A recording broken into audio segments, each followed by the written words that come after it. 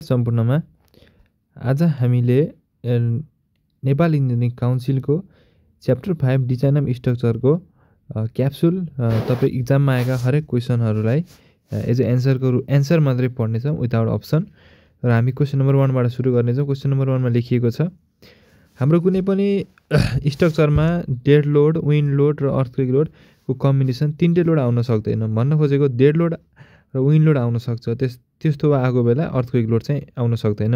अथवा कि त विन्ड लोड मात्रै आउँछ, कि त डेड लोड मात्रै आउँछ, कि त दुईटा मध्ये एउटा मात्रै आउँछ भन्न खोजेको, तीनटै आउँदैन। र त्यसै गरी the external load is calculated as S is equals to mu time S naught. एउटा स्ट्यान्डर्ड भ्यालु एस नट हुन्छ, त्यसले एउटा फ्याक्टर म्युले मल्टिप्लाई गऱ्यो भने हाम्रो एक्सटर्नल लोड निकाल्ने फर्मुला हुन पुग्छ।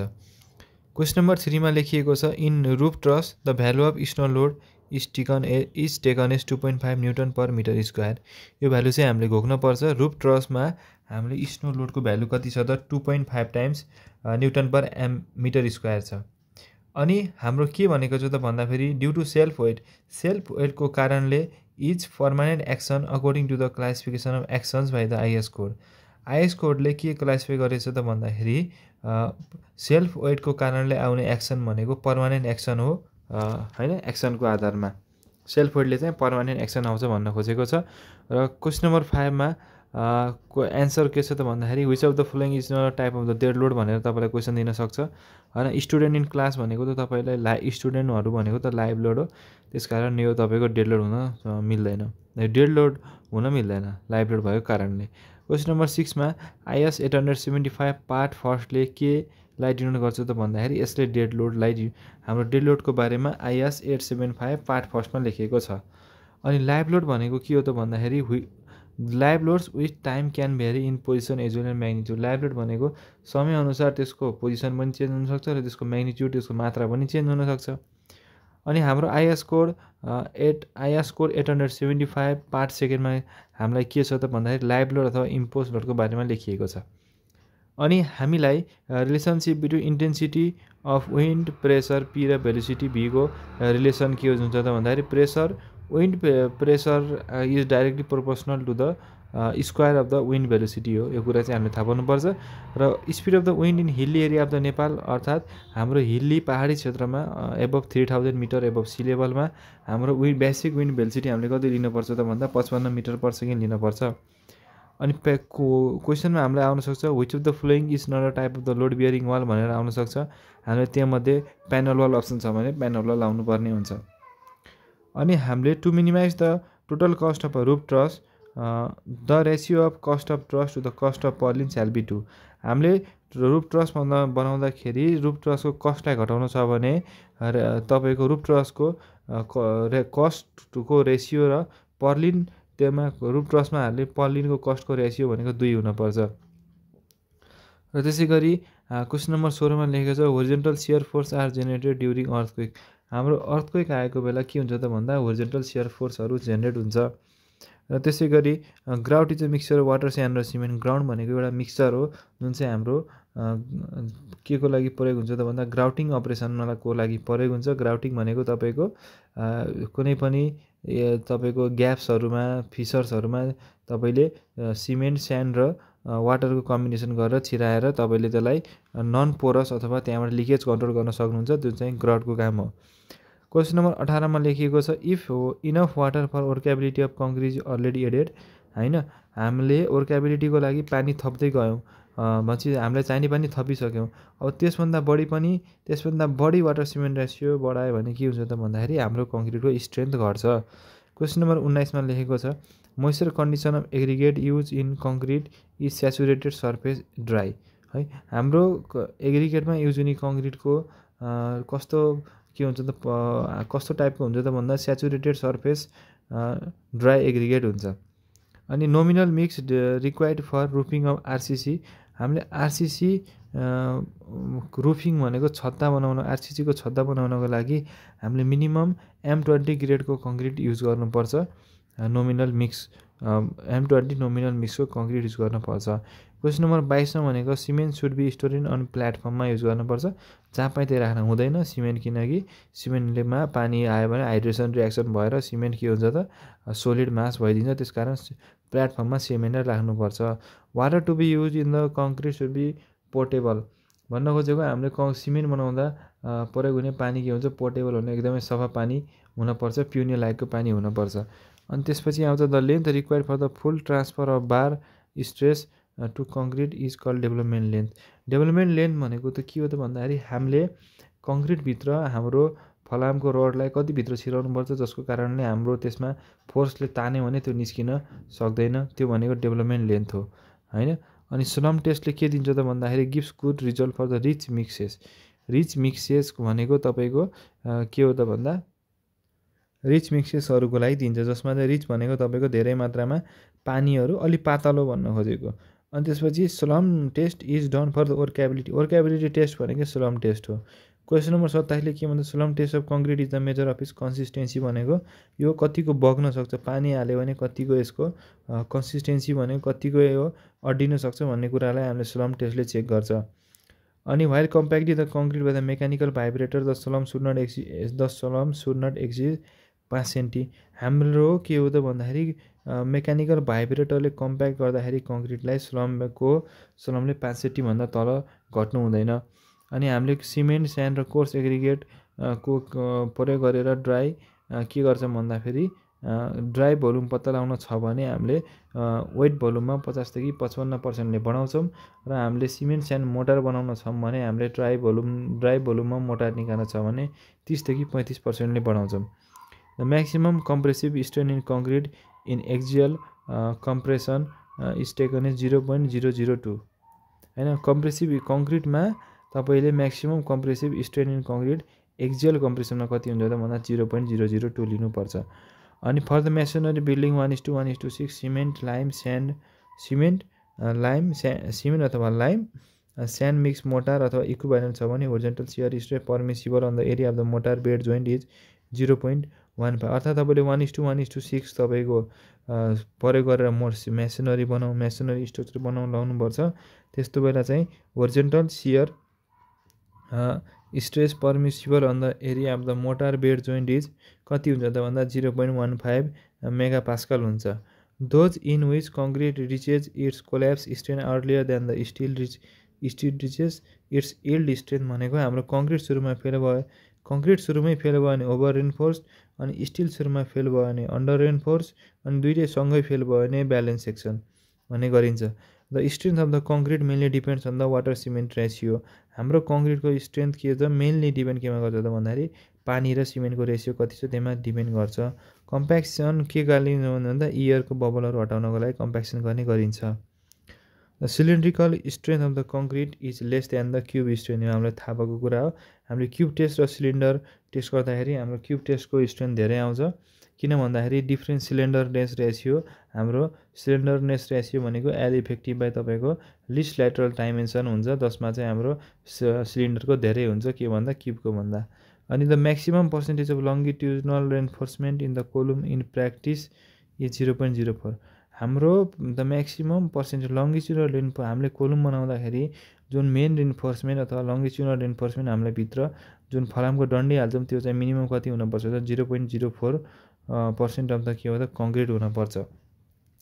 त्यसै गरी हामी क्वेसन 38मा जान्छौँ। क्वेसन नम्बर 30ले के भन्छ त भन्दाखेरि the pH value of water use in making cement concrete should not be less than 4 should not be less than 6। हाम्रो जुन पानी सिमेन्ट कङ्क्रिट बनाउन प्रयोग हुने पानीको pH भ्यालु 6 भन्दा कम हुनु हुँदैन। अनि सुपर प्लास्टिसाइजरले के गर्छ त भन्दाखेरि क्वान्टिटी अफ मिक्सिङ वाटर हाम्रो जति पानी युज गर्नुपर्ने थियो त्योभन्दा हामीले थोरै पानी युज गर्नुपर्छ कति बेला त यदि हामीले सुपर प्लास्टिसाइजर युज गऱ्यौँ भने। अनि क्विक सेटिङ सिमेन्ट भनेको हामीले कहाँ युज हुन्छ त भन्दा अन्डर वाटर कन्स्ट्रक्सन। हाम्रो पानीमुनि कन्स्ट्रक्सन गर्नु छ भने त त्यहाँ C0 सेटिङ हुनु पऱ्यो, त्यसकारण क्विक सेटिङ सिमेन्ट हामीले अन्डर वाटर कन्स्ट्रक्सनमा युज गर्छौँ। अनि डब्ली रेनफोर्स भनेको के हो त हाम्रो डब्ली रेनफोर्स बिम भनेको हाम्रो फलामको डन्डी तपाईँको रडहरू कहाँ हुन्छन् त कम्प्रेसन जोनमा नि हुन्छन् टेन्सन जोनमा पनि हुन्छन्, त्यसलाई के भनिन्छ भन्दा डब्ली रेनफोर्स भनिन्छ। अनि इन स्ल्याबमा the minimum thickness is design to resist shear. स्ल्याबमा हाम्रो के हुन्छ त भन्दाखेरि the minimum thickness is design to resist shear. हाम्रो सियर रेजिस्ट गर्नको लागि हाम्रो मिनिमम थिकनेस डिजाइन गरिएको हुन्छ। अनि त्यसपछि the cracking of concrete occurs first in over reinforce. हाम्रो ओभर रेनफोर्स सेक्सन छ भने हाम्रो कङ्क्रिटमा सुरुमा क्र्याकिङ आउँछ। अन्डर रेनफोर्स सेक्सन छ भने हाम्रो के आउँछ त भन्दाखेरि टेन्सनमा त्यो स्टिल रडहरूमा के हुन्छ तन्किन्छ, त्यो हुनसक्छ अन्डर रेनफोर्समा। अनि इल्डिङ पोइन्ट रिच गरेपछि after reaching yielding point strain in a test sample increases slowly then the stress होइन। हाम्रो के हो त भन्दा इल्डिङ पोइन्ट रिच गरिसके पश्चात टेस्ट स्याम्पलमा के हुन्छ त स्ट्रेन एकदमै स्लोली बढ्छ स्ट्रेसभन्दा। अनि त्यसपछि हामी आउँछ the moment of resistance of an over reinforce section is more than the balance section. हाम्रो ओभर रेनफोर्स सेक्सनको मोमेन्ट अफ रेजिस्टेन्स के हुन्छ धेरै हुन्छ के हो त भन्दा ब्यालेन्स सेक्सनको भन्दा। अनि सियर रेनफोर्स पनि हामीले रेनफोर्स कङ्क्रिट सेक्सनमा प्रोभाइड गर्छौँ किसको लागि त भन्दा to counteract crack and shear failure. Shear रेनफोर्समेन्टको काम के हो त क्र्याक आउन नदिने, सियर फेलर हुन नदिने। अनि the maximum area of the tensile reinforcement in the beam shall not exceed 0.04। हाम्रो बिममा हुने maximum area of tensile reinforcement कति हुनुपर्छ त भन्दा बिममा स्याल नट 0.04% अफ के हो त total area of the beam. In reinforcement the sample यो 5 सिम्पलले डायमिटर डिनोट गर्छ। अनि बाइन्डिङ वायर भनेको हाम्रो नेपाली सरल भाषा भन्दा चुरी भन्ने गर्छौँ हामीले।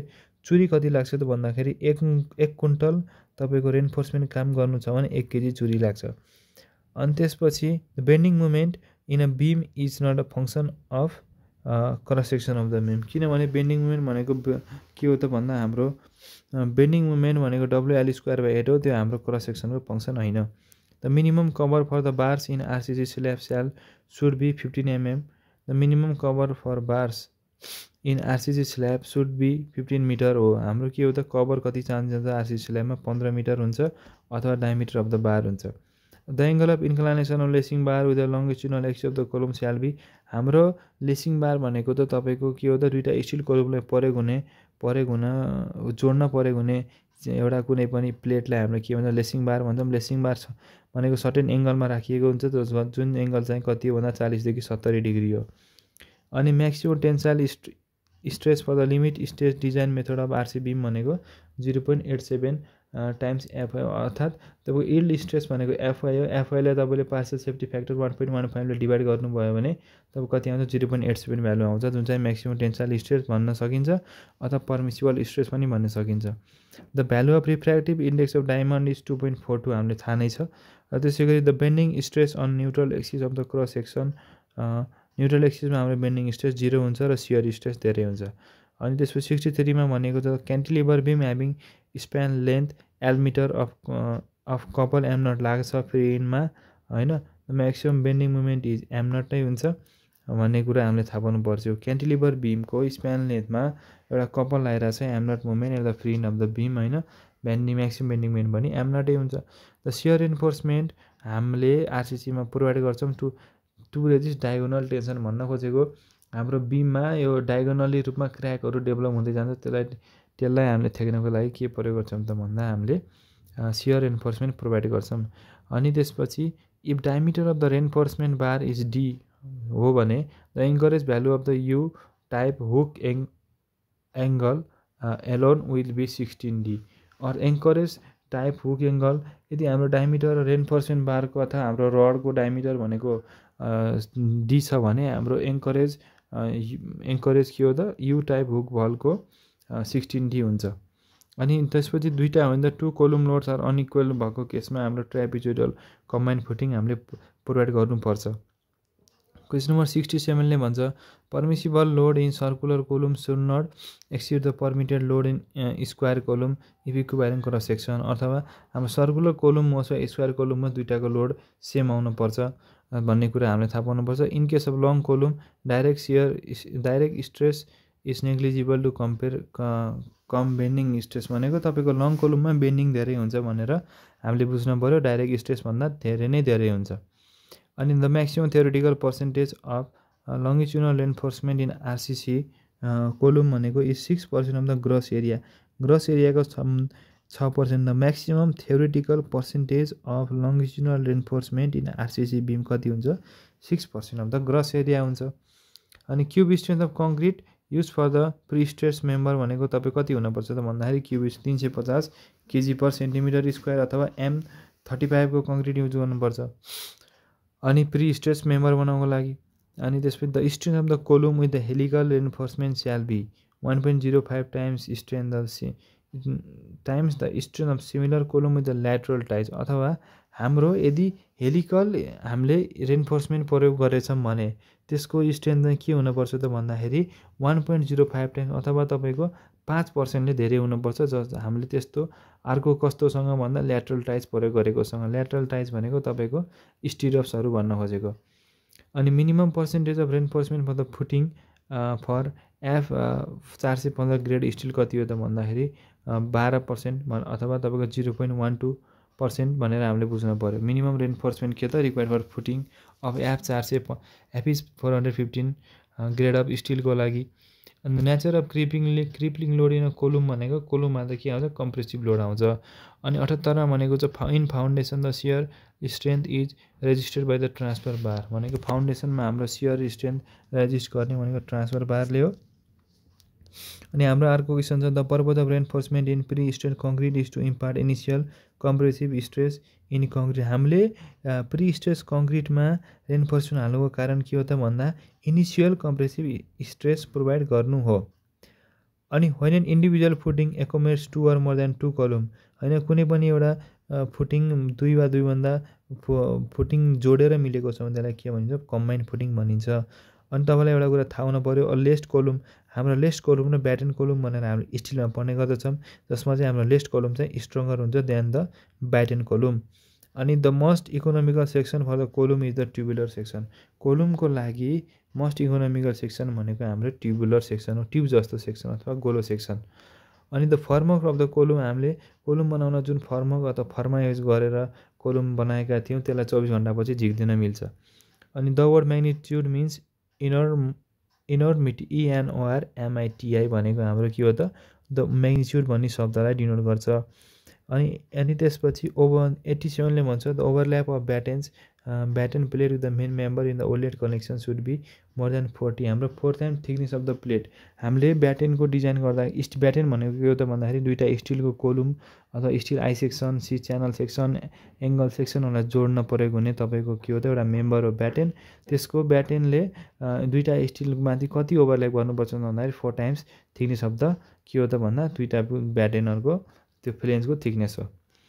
अनि पर्मिसिबल स्ट्रेस होइन स्टिलमा पर्मिसिबल स्ट्रेसलाई नै हामीले वर्किङ स्ट्रेसको रूपमा मानेर काम गर्छौँ।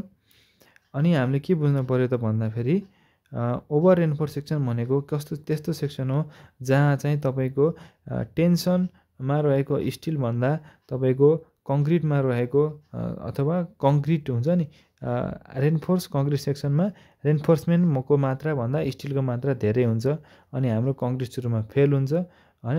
त्यसकारण अनि हाम्रो जुन त्यो हाम्रो लोड आएपछि कङ्क्रिटमा नि स्ट्रेन आउँछ कङ्क्रिटमा अनि हाम्रो रेन्फोर्समेन्ट भनेको रडमा पनि स्ट्रेन आउँछ भनेपछि हाम्रो स्ट्रेनको म्याक्सिमम भ्यालु हाम्रो कङ्क्रिटमा सुरुमा पुग्छ हाम्रो के त भन्दा यो रडको भन्दा भन्ने कुरा चाहिँ ओभर रेन्फोर्स सेक्सनले दिन्छ।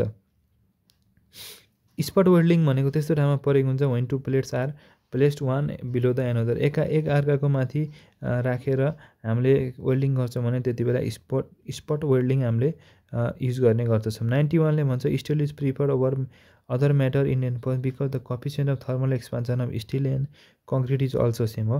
हामीले स्टिल नै किन प्रयोग गर्छौँ त कुनै पनि ढलान गर्दाखेरि किनभने coefficient of thermal expansion of steel र कङ्क्रिट सेम हुन्छ त्यस कारणले। अनि web crippling in steel beam occurs due to failure of the web under concentrated load अर्थात् हाम्रो वेब क्रिक्लिङ त्यस्तो किन भन्छ भन्दाखेरि हाम्रो कन्सन्ट्रेटेड लोड आयो भने हाम्रो वेब तपाईँको वेब सेक्सन भाँचिन सक्छ वेब क्रिप्लिङ हुनसक्छ भन्ने कुरा हामीले बुझ्न पऱ्यो।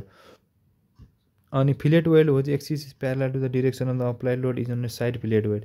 त्यस्तो फिलेट वेल्ड भनेको एउटा फिलेट वेल्ड भनेको एकअर्कामाथि फिलेट वेल्ड भनेको तपाईँको छेउछेउ जोडेर अथवा हेड टु हेड जोडेर टो टु टो जोडेर जुन हामीले वेल्डिङ गर्छौँ होइन त्यति बेला चाहिँ हाम्रो त्यस्तो फिलेट वेल्ड हुज एक्सिस जसको एक्सिस चाहिँ parallel to the direction of the applied load जसको एक्सिस भनेको तपाईँको लोडकै एक्सिसमा के छ त प्यारलल छ भने चाहिँ साइड फिलेट वेल्ड भन्ने गरिन्छ।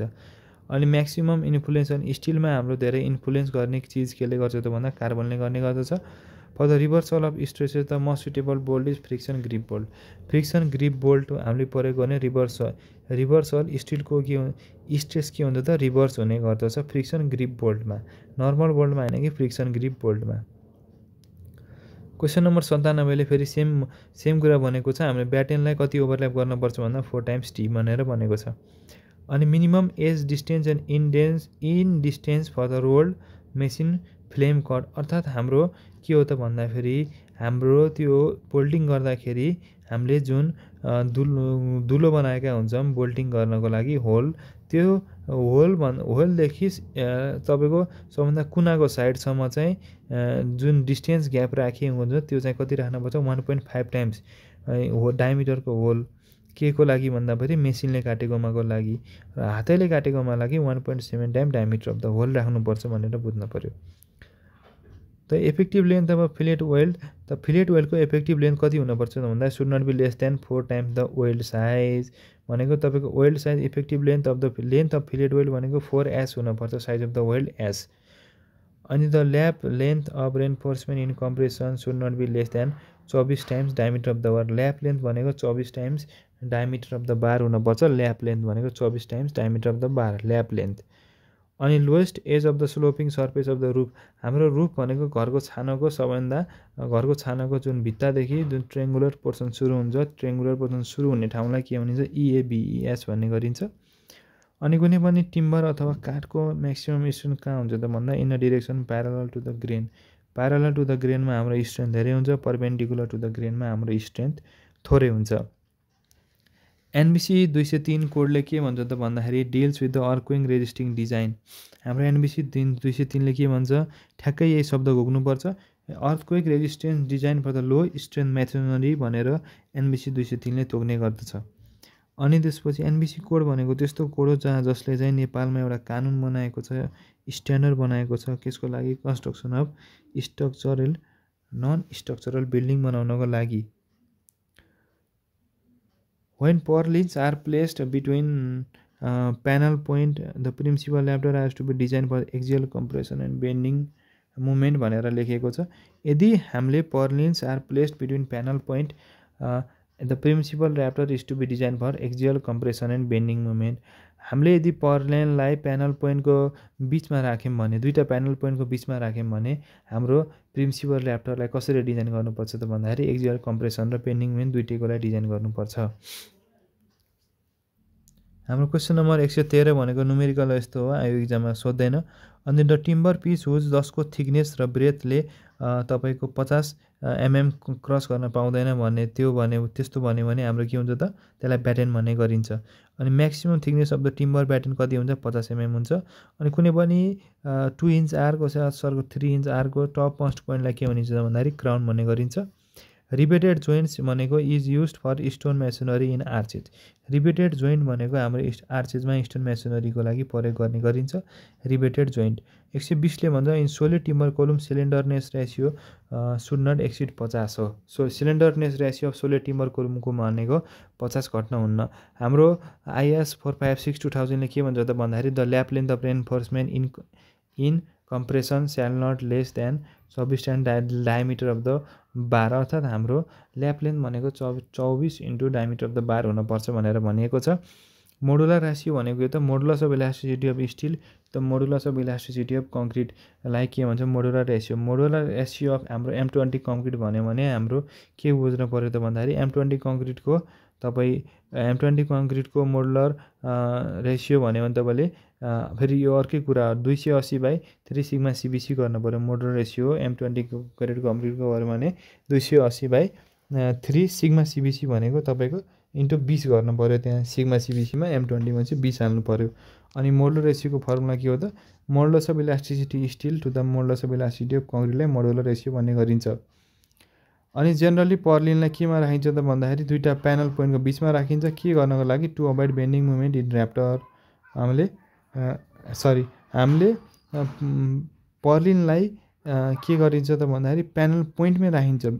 हामीले माथि पढिसक्यौँ बिट्विनमा राख्यो भने बेन्डिङ मुभमेन्टको लागि डिजाइन गर्नुपर्छ, तर प्यानल पोइन्टमै राख्यो भने के गर्नुपर्छ त भन्दाखेरि हामीले बेन्डिङ मोमेन्ट अभोइड गर्न सक्छौँ केमा ऱ्याप्टरमा।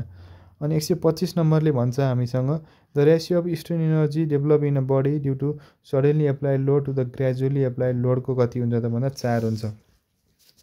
सडनली एप्लाइड लोड र ग्रेजुअली एप्लाइड लोडको रेसियो हामीले निकाल्यौँ भने स्ट्रेन इनर्जीको 4 हुने गर्दछ। अनि the type of joint commonly used in wood construction where one part is recess to fit into a corresponding projection on another is tongue and group joint हो। Tongue and group joint प्रयोग गरेर हामीले के गर्छौँ भन्दा would कन्स्ट्रक्सनमा use गर्छौँ, जसको काम मध्ये एउटा भाग चाहिँ के हुन्छ त भन्दाखेरि एकतिर अर्कोतिर जोडिन काम, एउटा भाग चाहिँ अर्कोतिर जोडिन काम लाग्छ, जसलाई टङ एन्ड ग्रुप जोइन्ट भन्ने गरिन्छ। अनि 128 भनेको चाहिँ shear enforcement in beam is provided in the form of vertical bars incline bar and bend up bar. हामीले सियर एन्फोर्समेन्ट जसरी नि प्रोभाइड गर्न सक्छौँ, भर्टिकली नि राख्न सक्छौँ, इन्क्लाइन पनि राख्न सक्छौँ, र बेन्ड अप भनेको बङ्गाएर पनि राख्न सक्छौँ। यसको आफ्नो आफ्नो काम छ। अनि half lap joint are commonly use in frame. हाम्रो हाफ ल्याप जोइन्ट भनेको फ्रेममा प्रायः जसो प्रयोग गर्ने गरिन्छ। अनि minimum area of tensile enforcement provided in the beam. हामीले आइएस कोड 456 ले के भन्छ त भन्दाखेरि minimum area of tensile enforcement बिममा प्रोभाइड गर्ने 0.85 times breadth of the beam total depth of the beam by FI भनेको तपाईँको यिल्ड स्ट्रेन्थ अफ द बिम हुने गर्दछ। हाम्रो डेड लोडलाई हामीले ग्राभिटी लोड भनेर पनि भन्ने गर्दछौँ। अनि हाई स्ट्रेन्थ बोल्ट भनेको के को लागि प्रयोग हुन्छ त भन्दाखेरि use for both slip resistance र बेरिङ टाइप कनेक्सन दुइटै बनाउनको लागि प्रयोग हुने गर्दछ। स्लिप पनि रोक्ने गर्छ हाई स्ट्रेन्थ बोल्टले, र बेरिङ टाइप कनेक्सन पनि हुने गर्दछ। अनि हाम्रो 139 भनेको compression test is not conduct on rebar. हाम्रो रिबारमा कम्प्रेसन टेस्ट गर्नु पर्दैन किनकि यस कम्प्रेसन अलरेडी हाई हुन्छ। अनि ग्याबल वाल भनेको हाम्रो घरको छानाको लेभलमा जुन एउटा ब्यान्ड प्रोभाइड गर्छौँ, ग्याबल ब्यान्ड, सिमेन्टमा एउटा सानो भित्र एउटा रड हालेर जुन कि ब्यान्ड प्रोभाइड गर्छौँ त्यसलाई के भनिन्छ ग्याबल ब्यान्ड भन्ने गरिन्छ। यसरी नै हाम्रो च्याप्टर 4 भइन्छ। अब हामी च्याप्टर 6 मा अलि डेप्थमा पढ्नेछौँ। च्याप्टर तपाईँको यो स्ट्रक्चर पार्ट सेकेन्ड भनेको तपाईँले प्रायः जसो कोडहरू जुन ब्याचलरमा प्रयोग गरेका कोडहरूको न्युमेरिकल भ्यालुहरू गोख्ने हो। प्रायः जस्तो त केही छैन न्युमेरिकल भ्यालुहरू, अनि कति हुन्छ के हुन्छ कुन कुरालाई के भनिन्छ भन्ने कुरा याद गरेपछि इक्जामलाई इनफ हुन्छ। तपाईँको यसबाट 10वटा क्वेसन आइरहेको खण्डमा तपाईँले यति पढाएपछि 10मा तपाईँले 7 मिलाउनुहुन्छ। यसरी नै हरेक च्याप्टरमा 7 मिलाउँदै जानुभयो भने तपाईँलाई पास हुनबाट कसैले रोक्न सक्दैन। हस्त, धन्यवाद।